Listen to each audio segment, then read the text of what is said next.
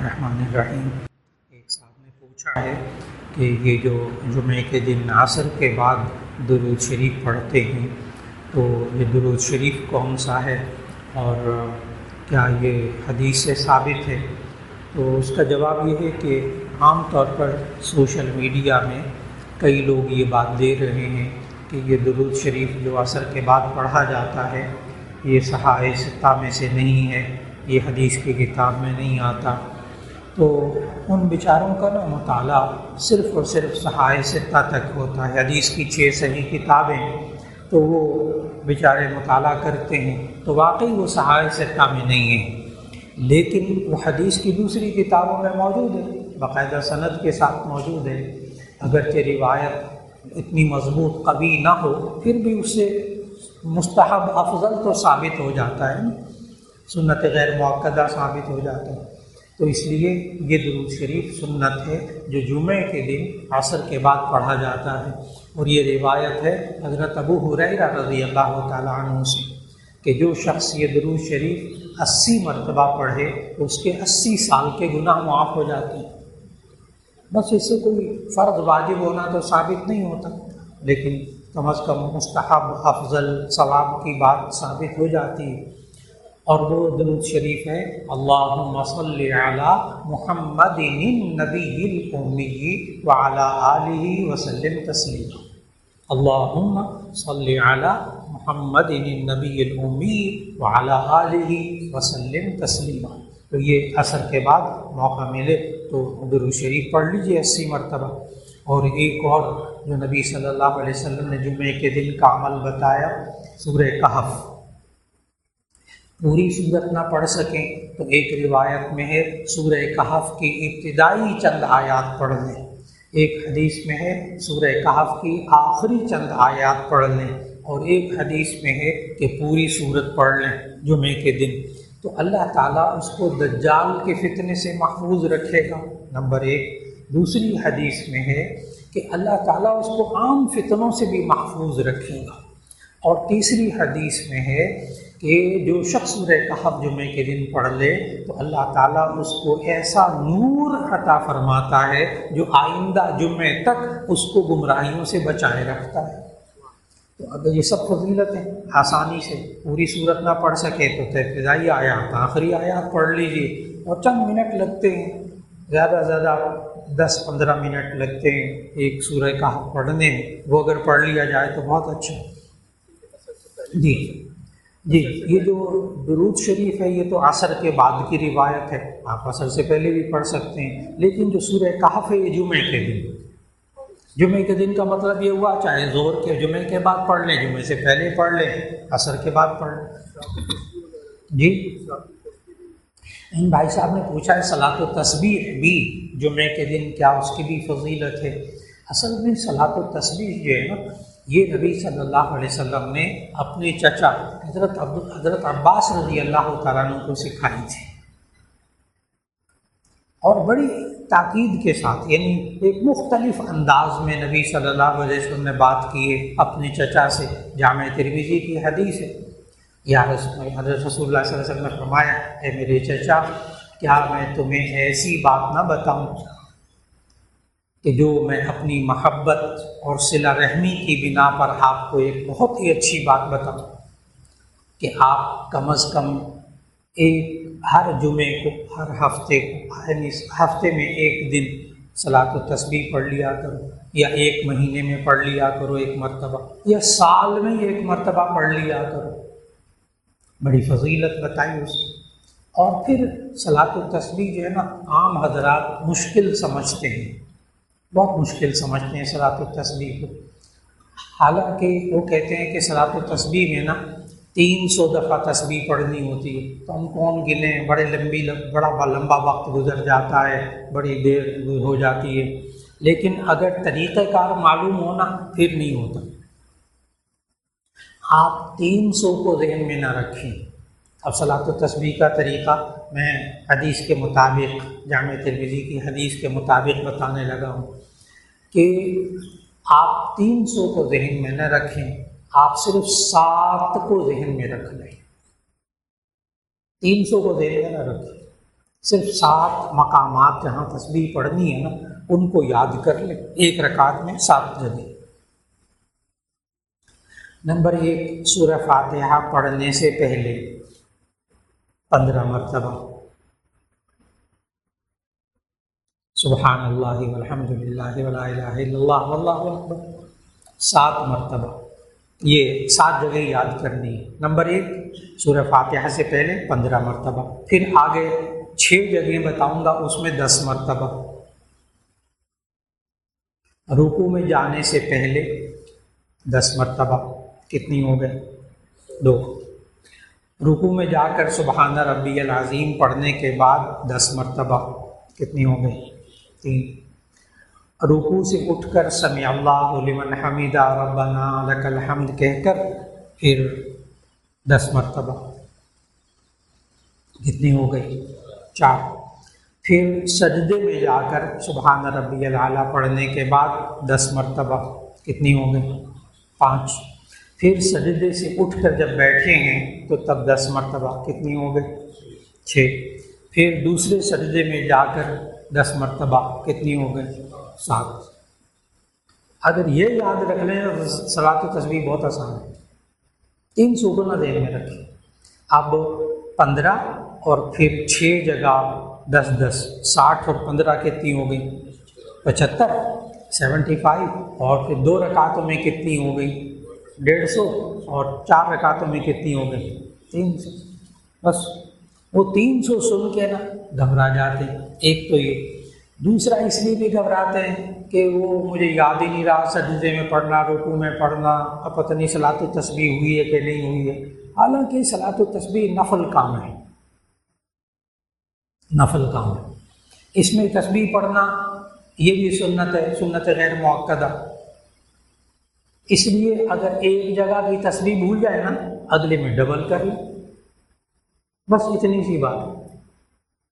ایک جگہ رکوع میں کھڑے ہو کر بھول گئے، ایک دم سجدے میں چلے گئے، کوئی بات نہیں، سجدے میں ڈبل کر لیں، 20 کر کے پچھلی کی کمی پوری کر لیں، اس میں کوئی پریشانی کی بات نہیں۔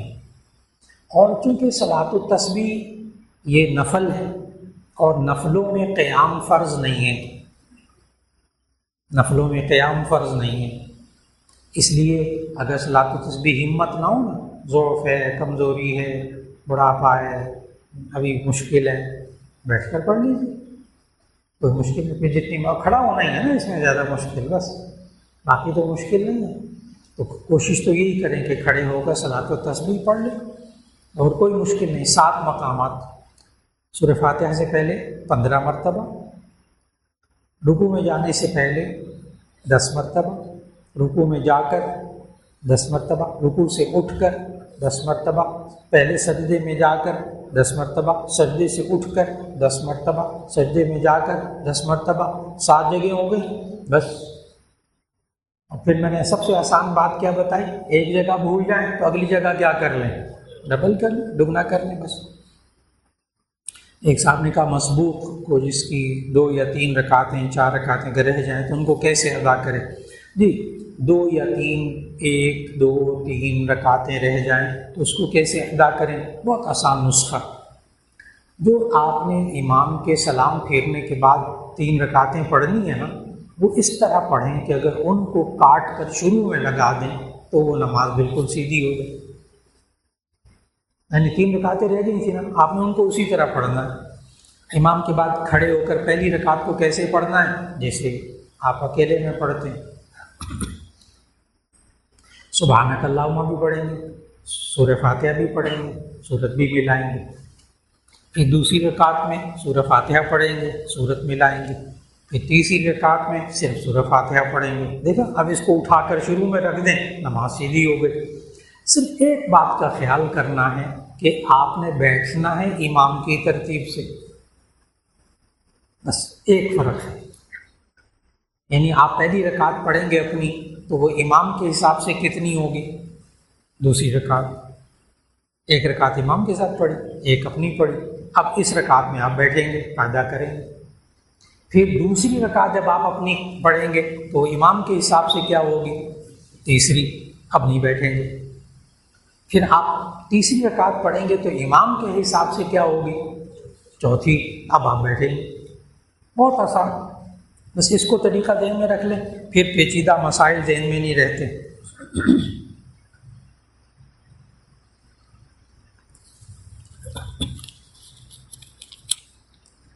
ایک صاحب کہتے ہیں اگر لڑکی بالغ ہو جائے تو اس کو تعلیم دینا بہتر ہے یا شادی کرانا بہتر ہے، جیسے آج کل کے معاشرے میں ہو رہا ہے؟ تو اس کا جواب یہ ہے کہ انہوں نے کہا اگر لڑکی بالغ ہو جائے تو اس کو تعلیم دینا بہتر ہے، جی نہیں، اس کو بچپن سے تعلیم دیں، بچپن سے تعلیم، پھر اس کے بعد جب بالغ ہو جائے، شادی کی عمر ہو جائے، اچھا رشتہ آ جائے، اس کا رشتہ کر دیجیے۔ تعلیم شادی کے بعد بھی حاصل کی جا سکتی، تعلیم شادی کے بعد بھی حاصل کی جا سکتی۔ یہ کہ بچیوں کو تعلیم دلاتے لگا چلو 20-22 سال کی عمر میں تعلیم ہو جائے تب تو ٹھیک ہے، لیکن اگر تعلیم دلاتے لے جاتے پہلے ڈاکٹر بنانا ہے، پھر اسپیشلائزیشن اس نے کرنی ہے، 30 سال کی عمر پہنچ گئی، 30 سال کی عمر، 28 29 30 سال، بس اب رشتے جو آئیں گے نا ان میں کمپرومائز کرنا پڑے، اب اچھے رشتے نہیں، اب کمپرومائز کچھ خامیوں پر، وہ بڑا مشکل مسئلہ ہوتا ہے۔ اس لیے اولاد کو تعلیم دیجیے لیکن طریقے سے، مشورے سے، حالات کو دیکھ کر۔ جب شادی کی عمر ہو جائے شادی ضرور کر لیجیے۔ ایک صاحب نے کہا کہ کیا کھانا کھاتے ہوئے سلام کر سکتے ہیں؟ تو اس کا جواب یہ ہے کہ کھانا جب کوئی کھا رہا ہو تو اس کو سلام نہ کریں، بیٹھ جائیں اور ساتھ کھانے میں شریک ہونا ہے ہو جائیں، لیکن یہ کہ کھانا کھاتے ہوئے سلام نہ کریں، اور خاص طور پر مصافحہ تو بالکل نہ کریں، اگلے کو تکلیف ہوگی، ہر ایک کو تکلیف ہوگی۔ ایک صاحب نے کہا مصافحے کے کیا آداب ہیں؟ سلام کے ساتھ ہاتھ ملانا بھی سنت ہے۔ جی، مصافحہ الگ ہے، سلام الگ ہے۔ سلام کرنا سنت ہے، اس کا جواب دینا واجب ہے۔ سلام کرنا سنت ہے، اس کا جواب دینا واجب ہے۔ سلام کریں تو پورا کریں، السلام علیکم، کم از کم اتنا جملہ، السلام نہ اس طرح نہ کریں، صرف ہاتھ کے اشارے سے، دور ہو آواز نہیں آ رہی ہاتھ کا اشارہ کر دیں وہ اور بات ہے، قریب ہے تو اس کو ہاتھ کا اشارہ کرنا یہ کافی نہیں۔ اسی طرح بعض لوگوں کو سلام ہم کرتے ہیں، جواب میں وہ ہاتھ سینے پہ رکھ دیتے ہیں، یہ دور جدید کی ایک اور چیز آئی ہے، منہ سے جواب نہیں دیتے، نہیں، واجب ادا نہیں ہوا، دل میں سلام کا جواب دینے سے بھی ادا نہیں ہوگا، زبان سے دینا ہوگا سلام کا جواب۔ مصافحہ کرنا وہ ایک الگ سنت ہے، اگر دوسرے کو تکلیف نہ ہو، سب سے پہلے تو تکلیف نہ ہو۔ ہمارے بزرگ ہوتے ہیں مصافحہ کرنا ہے، سعادت حاصل کرنی ہے، بس اوقات تو یہاں پہ بھی جامعہ شفیہ میں بھی چند بزرگ تشریف لاتے ہیں، ہر دفعہ یہی ہوتا ہے کہ کوئی بزرگ تشریف لاتے ہیں تو مصافحہ کرنے والوں سے ان کی جان بچانا مشکل ہو جاتا ہے،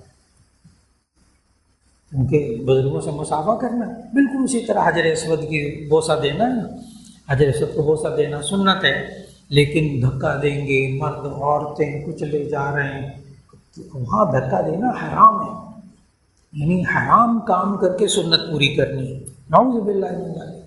آپ اپنے دل میں تڑپ رکھیں، آپ نے صرف استعلام کیا، آپ کو حجر اسود کا ثواب مل گیا بوسہ دینے، بالکل اسی طرح یہ مصافحہ کرنا سب سے پہلے دیکھا جائے کہ اس بندے کو تکلیف تو نہیں ہوگی۔ اب بندے نے سامان پکڑا ہوا ہے، کوئی چیز پکڑی ہوئی ہے، اب اسے مصافحہ کریں، وہ ہاتھ خالی کرنے کی سوچ رہا ہے، کاغذات پکڑے ہوئے ہیں، تب مصافحہ کرنے، یا اس کو چلتے پھرتے اب وہ یہاں سے لے کے وہاں تک بزرگ جائیں اور بس مصافحہ کرتے ہوئے جائیں تو ایسی صورت میں اچھی خاصی مشکل پیش آ جائے گی بیچاروں کو۔ تو سب سے پہلے لیکن تکلیف تو نہیں ہو رہی، پھر اس کے بعد مصافحہ کریں آپ، یہ بھی سنت ہے، دونوں ہاتھ ملائیں، یہ صرف انگلیوں کو تھوڑا سا انگلیوں کو ملانا یہ سنت نہیں، مصافحہ کریں پورا ہاتھ ملائیں۔ ایک صاحب نے کہا موبائل کا بیلنس ایڈوانس لینے پر جو اضافی چارجز لیے جاتے ہیں وہ سود تو نہیں؟ جی نہیں، وہ سود نہیں ہے۔ آپ دیکھیں کارڈ اگر آپ لے کے 100 روپے کا، 200 کا، 500 کا کارڈ لے کر جب ڈالتے ہیں اس میں سے بھی کٹوتی ہوتی ہے، وہ بھی سروس چارجز ہوتے ہیں۔ اسی طرح آپ ایڈوانس لیتے ہیں تو وہ اضافی چارجز جو کاٹتے ہیں وہ سروسز کے کاٹتے ہیں، تو وہ جائز ہے، وہ سود نہیں ہے۔ جی جی، یہ فرما رہے ہیں کہ سوئی گیس کا بجلی کے بلوں پہ اگر وقت پہ نہ جمع کرائیں تو اس پر بھی چارجز ہوتے ہیں. جی وہ بھی سود پر نہیں، وہ بھی سود شامل نہیں ہوگا اس کا، وہ جرمانے میں آ جاتا ہے. ایک صاحب کہتے ہیں کہ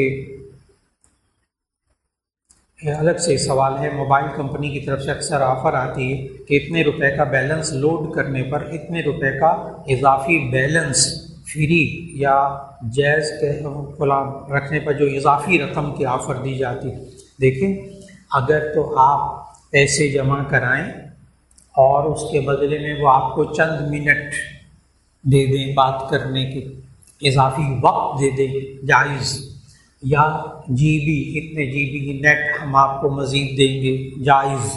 لیکن اگر وہ پیسے دیں فوراً سود، اس سے بچیں، اس پیکیج سے بچیں. لیکن اضافی منٹ مل جائیں وہ بھی درست، جی بی وغیرہ زیادہ مل جائیں وہ بھی درست، پیسے اضافی نہ لیں، اس سے بچنے کی کوشش کریں.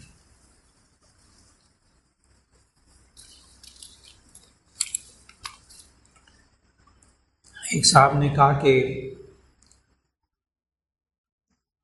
ایک صاحب سے میں نے زمین کا ایک قطعہ بیچا اور 2 سال کی رقم کی ادائیگی طے پائی تھی، مگر مجھے رقم تھوڑی تھوڑی دیر کر کے بہت دیر لگا دی، تو میں کیا 3-4 سال اوپر ہو گئے، تو کیا میں ان سے مزید پیسے مانگوں تو کیا سود تو نہیں ہوگا؟ تو اس کا جواب ہے کہ یہ سود ہوگا، یہ معاملہ غلط. جتنے طے پائے ہیں پیسے اتنے پیسے ہی آپ کو لینے ہوں گے، چاہے ڈی ویلیویشن ہو گئی، جائیداد کی قیمتیں بڑھ گئیں، فلاں ہو گیا، جو مرضی ہوتا رہے، آپ نے جو طے کیا، ہاں اس شخص کو گناہ ہوگا، اس تاخیر کرنے پر اس کو گناہ تو ہوگا، لیکن آپ کو جو نقصان ہوگا اس پر صبر کریں، اللہ اجر دے گا. اس کو مہلت دے دیں، ممکن ہے بیچارہ نہ دے سکتا ہو.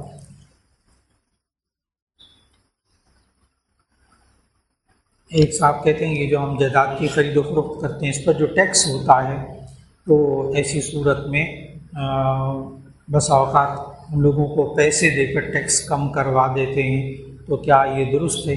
تو اس کا جواب یہ ہے کہ اگر تو وکیل کیا جاتا ہے اور وہ وکیل کوئی قانونی پیچیدگیوں میں اس طرح قوانین کو استعمال کرتا ہے بالکل جائز طریقے سے کہ وہ ٹیکس کم کر لیتا ہے، تو گنجائش موجود. قانون کے دائرے میں رہتے ہوئے کیونکہ وکلاء کو سب باتیں پتہ ہوتی ہیں کہ کس طرح اس ٹیکس کو جائز طریقے سے قانونی طریقے سے کم کیا جاتا ہے اور اس پر حکومت کو بھی اعتراض نہیں ہوتا، وہ تو درست. لیکن یہ پیسے دے کر اور ہیرا پھیری کر کے قانون کو توڑ کر جس کو حکومت غلط سمجھتی ہے وہ کرنا درست نہیں ہوگا. تو اگر اسی طرح انکم ٹیکس کا بھی یہی ہوتا ہے، وکیلوں کو بہت ساری باتیں معلوم ہوتی ہیں جو جائز قوانین کے تحت وہ آسانی کر لیتے ہیں، وہ درست.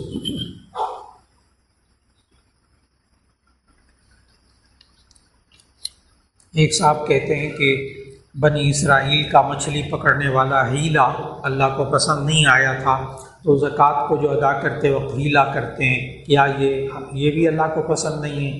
تو اس کا جواب یہ ہے کہ اس کو تھوڑا سا سمجھنا ہے. ایک تو یہ کہ اللہ نے منع کیا تھا بنی اسرائیل کو کہ ہفتے کے دن تم نے شکار نہیں کرنا. انہوں نے کیا کیا؟ اللہ کا نظام ہفتے کے دن زیادہ مچھلیاں اوپر آتی تھیں، اور پھر اس کے بعد انہوں نے ہفتے کے دن وہ گڑھا کھود کے اس کا موقع کھولا، سوراخ بنایا، وہ تھوڑا سا پانی اور بہت ساری مچھلیاں وہ چھوٹے گڑھے میں تالاب میں آ گئی. ظاہر ہے اب وہ کہاں جائیں گی، تو اتوار کو وہ پکڑ لیتے تھے، کہتے ہم نے ہفتے کوئی شکار ہی نہیں کیا. اللہ اس پر بہت ناراض ہوا. تو اللہ کے حکم کو توڑنے کے لیے حیلہ کرنا حرام ہے. اللہ کے حکم کو توڑنے کے لیے حیلہ کرنا حرام ہے، لیکن اللہ کے حکم کو پورا کرنے کے لیے اگر آپ کوئی تدبیر اختیار کرتے ہیں وہ جائز ہے، وہ جائز ہے. لہذا زکوٰۃ اگر مدارس میں زکوٰۃ دی جاتی ہے بغیر تملیغ کے، آپ اس کو استعمال نہیں کرتے، تو ایسی صورت میں پہلے کسی کو مالک بنایا جائے، پھر اس کے بعد طلباء پر خرچ کر لیا جائے، جائز. کیونکہ اب آپ اللہ کے حکم کو توڑنے کے لیے حیلہ نہیں کر رہے. تو اس لیے زکوٰۃ کو ادا کرتے وقت اللہ کے حکم کو پورا کرنے کی خاطر حیلہ کریں گے وہ تو درست ہوگا، لیکن اللہ کے حکم کو توڑنے کے لیے کوئی حیلہ کریں گے، جیسے مثال کے طور پر زکوٰۃ میں حیلہ اگر کوئی بندہ کرے کہ اس کو پتہ چل گیا ایک بندے کی ملکیت میں سارا سال وہ مال رہے تو زکوٰۃ ہوتی ہے، جیسے خطیب صاحب نے ایک نے مسئلہ بیان کر دیا یہ والا، یہ بالکل ٹھیک کہ بھی کسی بندے کے پاس 52 تولہ چاندی 200 درہم 52 تولہ چاندی اگر سال بھر رہے یا اس کے برابر پیسے رہیں تو اس کے اوپر زکوٰۃ ہوتی ہے۔ اب وہ زمیندار تھا، اس کے پاس کئی سو تولے سونا تھا، اب وہ کیا کرتا 6 مہینے کے بعد بیوی کو کہتا یہ سارا تیرا، اور 6 مہینے کے بعد بیوی کہتی یہ سارا تیرا، تو ویسی صورت میں ایک بندے کی ملکیت میں وہ کئی سو تولے سونا رہتا ہی نہیں ہے، لہذا زکوٰۃ سے بچ گئے۔ اب آپ فوراً سمجھ گئے اللہ کے حکم کو توڑا۔ اب اس کے لیے آیت پڑھوں گا، یخادعون اللہ والذین آمنوا وما یخدعون الا انفسهم وما یشعرون، یہ اللہ کو دھوکہ دیتے ہیں، اللہ کے ساتھ گیم کھیلتے ہیں، یہ اللہ کو دھوکہ دیتے ہیں، ایمان والوں کو دھوکہ دیتے ہیں۔ اللہ کہتا ہے یہ اپنے آپ کو دھوکہ دیتے ہیں، ان کو پتہ ہی نہیں۔ اللہ کے ساتھ گیم نہیں کھیلنی، بالکل۔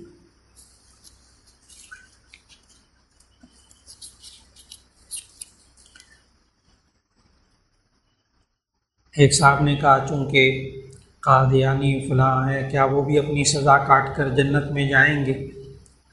نہیں، مومن ہو اگر، ایمان ہو اس کا اگر، پھر گناہ کبیرہ ہو گئے ہوں تو گناہ کبیرہ کی سزا بھگت کر بالآخر جنت میں جائیں گے۔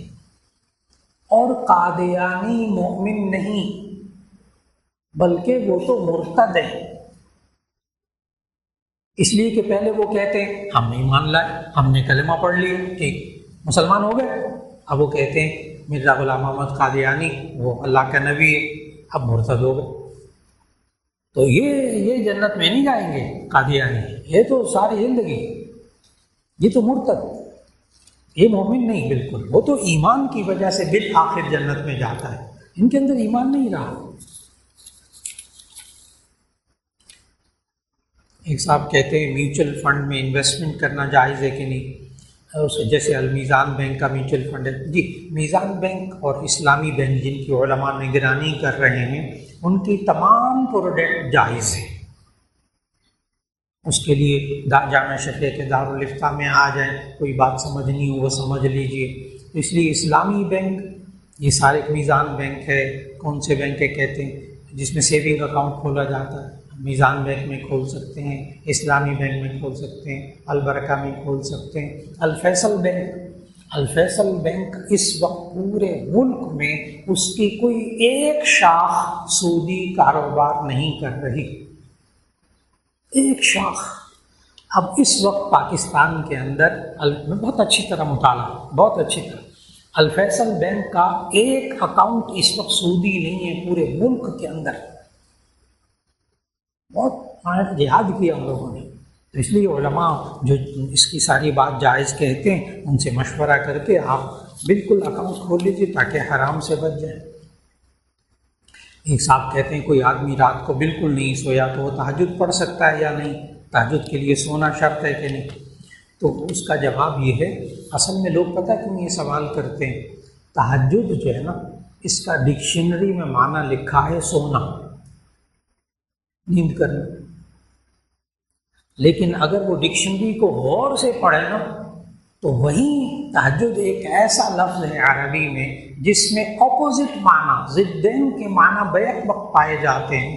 تہجد کا معنی سونا بھی ہے، تہجد کا معنی جاگنا بھی ہے، ڈکشنری دیکھیں، یہ ایک عجیب لفظ ہے تہجد، اس کا معنی سونا بھی ہے، اس کا معنی جاگنا بھی ہے، اس لیے تہجد کے لیے سونا شرط نہیں ہے۔ بہت سے لوگ ہیں سفر کر کے آتے ہیں رات کے آخری حصے میں، بہت سارے سرجن ہیں اسپتالوں میں ڈیوٹیاں دیتے ہیں، وہ آخر میں سوچے رات کو نہیں سو سکے، آپریشن کرتے رہے، اب تہجد کا وقت ہو گیا، تہجد پڑھ لیں، تو تہجد کے لیے سونا شرط نہیں، بالکل نہیں، بس آخری پہر ہونا چاہیے رات کا۔ ایک صاحب نے کہا 2 سجدوں کے درمیان جلسے میں اللہم اغفر لی ورحمنی پڑھنا کیسا ہے، اس کا ثبوت ہے یا نہیں ہے؟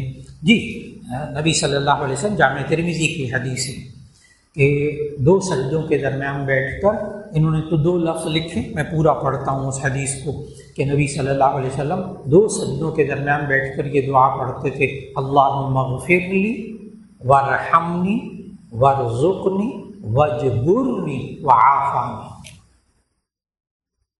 تو یہ دعا، لیکن ہمارے اکابر کہتے ہیں اور مفتی حضرات کہتے ہیں کہ فرض نماز میں امام اتنی دیر بیٹھ کر دعا نہ مانگے، دقت ہوگی مقتدیوں کو۔ ہاں، آپ اپنی نفلی نماز میں مانگ لیں، اور اگر کوئی امام جلدی سے پڑھ سکتا ہو تو ٹھیک ہے، مانگ لیں۔ یہ باقاعدہ حدیث سے ثابت، جامع ترمذی کی حدیث میں ہے 2 سجدوں کے درمیان والی دعا۔ امام اگر پوچھا نا، امام قرات والی نماز میں پہلی مرتبہ ایک سورت کی آخری آیات پڑھے اور دوسری رکعت میں دوسری سورت کی کوئی آخری آیات پڑھ لیں، مکروہ نہیں، یہ جائز۔ لمبی سورت ہے، پہلی رکعت میں ایک سورت کی آخری آیتیں، پھر دوسری رکعت میں اگلی سورت کی اور اس کے بعد کی سورت کی کوئی آخری آیتیں پڑھ لیں، جائز۔ صرف یہ کراہت والی بات ہے، خلاف سنت نماز ہو جاتی ہے۔ پھر بھی کہ اگر پہلے ایک رکعت میں چند آیات پڑھی یا کوئی سورت پڑھی، پھر اس سے پچھلی والی سورت، پہلے والی سورت پھر دوسری رکعت میں پڑھے، یہ خلاف سنت، مکروہ۔ نماز پھر بھی ہو جاتی ہے، نماز نہیں لوٹانی پھر بھی۔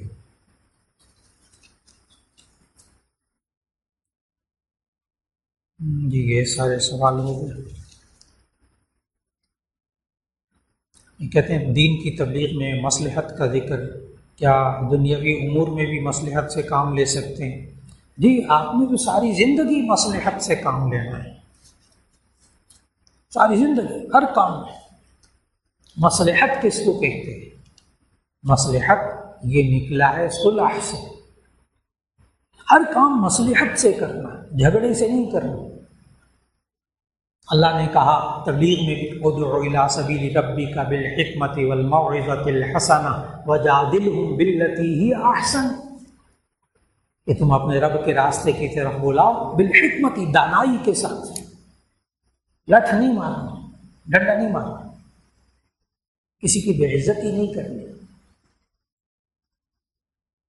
بالحکمت، دانائی کے ساتھ، والموعظۃ الحسنہ، اچھی نصیحت کے ساتھ، الفاظ بھی آپ کے اچھے ہونے چاہیے۔ وجادلہم باللتی ہی احسن، اور اگر وہ بالفظ جھگڑنے کی بھی کوشش کرے تو اس کے اچھے طریقے سے بات کرے۔ تو اللہ نے تو ہر لمحے کیا سکھائی ہے؟ مصلحت۔ ہمارے یہاں مصلحت کہتے ہیں کسی حق بات کو چھپا لینا، نہیں، وہ غلط مطلب ہے، وہ غلط مطلب ہے۔ حق بات کہیں، وہ بعض لوگ ہوتے ہیں نا، فساد کھڑا ہو جاتا ہے نا گھر میں، پتہ کیا کہتے ہیں؟ میں نے حق بات کہی ہے، میں حق کا جھنڈا بلند کرتا رہوں گا۔ اللہ کے بندے، حق بات یعنی قرآن و سنت کے مطابق۔ نمبر 2، حق نیت ہو، دماغ میں نہ فطور نہ ہو، حق نیت ہو۔ نمبر 3، حق طریقہ ہو۔ 3 باتیں، حق بات ہو، نیت حق ہو، طریقہ حق ہو، اس سے کبھی فساد نہیں ہوگا۔ ان تینوں میں کہیں گڑبڑ ہوتی ہے، یا وہ بات حق نہیں ہوتی، یا نیت حق نہیں ہوتی، اگلے کو ذلیل کرنا مقصود ہوتا ہے، نیچا کرنا مقصود ہوتا ہے، عیب بیان کرنا مقصود ہوتا ہے، یا طریقہ حق نہیں ہوتا۔ کوئی بات زندگی میں تجربہ کر کے دیکھیں، حق بات کہیں، حق نیت سے کہیں، حق طریقے سے کہیں، حق بات بھی حق ہو، نیت بھی حق ہو، طریقہ بھی حق ہو، 100% اثر ہوگا انشاءاللہ۔ ایک صاحب نے کہا آج کل مارکیٹ میں وضو ساکس ملتی ہیں جو واٹر پروف ہوتی ہیں، تو اگر تو وہ چمڑے کی یا ریگزین کی ہیں، ٹھیک ہے، پھر تو آپ اس پر مسح کر لیجیے، لیکن اگر وہ دھاگے سے یا آرٹیفیشل دھاگے سے، سنتھیٹک یا کاٹن کی بنی ہوئی باریک جرابیں ہوں، تو اس کے بارے میں چھوٹی سی گزارش ہے بس کہ ائمہ اربعہ، چاروں ائمہ کا اتفاق ہے کہ اس پر مسح نہیں ہوتا، باقی میں اور کچھ نہیں کہوں گا۔ چاروں ائمہ کا، امام ابو حنیفہ، امام شافعی، امام مالک، امام محمد بن حنبل، چاروں ائمہ کا اتفاق ہے کہ جو ہم باریک جرابیں پہنتے ہیں ان پہ مسح جائز نہیں ہے. بس اتنا کافی.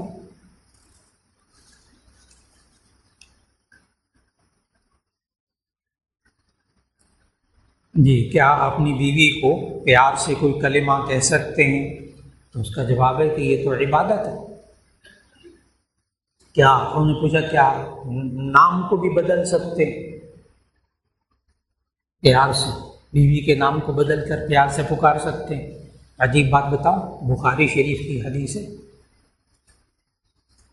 بخاری شریف کی حدیث، نبی صلی اللہ علیہ وسلم کبھی کبھی پیار سے حضرت عائشہ رضی اللہ تعالیٰ عنہ کو یا عاشو کہتے تھے. بخاری شریف کی حدیث. تو معلوم ہوا جس سے بیوی کو خوشی ہوتی ہو وہ اس نام سے پکار، لیکن نام بگاڑ کر چڑھانا جس سے وہ چڑھے وہ تکلیف دہ بات ہے. تو بیوی کو پیار کے کلمات کہنا یہ تو عبادت ہے. میں نے دیکھے نبی صلی اللہ علیہ وسلم کس طرح نام کو مختصر کر کے بولتے تھے پیار سے. ایک صاحب کہتے ہیں جب صلاۃ و تسبیح میں پڑھتا ہوں تو میں خود بھی ذرا ہلکی سی آواز نکال کر پڑھتا ہوں تاکہ میں خود سنتا رہوں، تو بعض لوگ مجھے منع کرتے ہیں. تو اس کا جواب یہ ہے کہ جب ساتھی قریب کوئی ہو نا، نماز بیٹھے قرآن پڑھ رہے ہیں، نماز پڑھ رہے ہیں، تو بعض لوگ ہوتے ہیں نماز میں ذرا اونچا اونچا بولتے ہیں، تو ساتھ والا اپنی نماز بھول جاتا ہے اس کی آواز سن کر. اس لیے اگر اکیلے تنہائی میں نماز پڑھ رہے پھر ذرا سی آواز نکال لیں جو آپ کو سنائی دے. اصل میں جو آپ کو سنائی دے گی نا وہ ساتھ والے کو بھی سنائی دے گی، اور وہ اس کی نماز گئی، اس کی نماز پڑھنا بڑا مشکل ہے. اس لیے وہ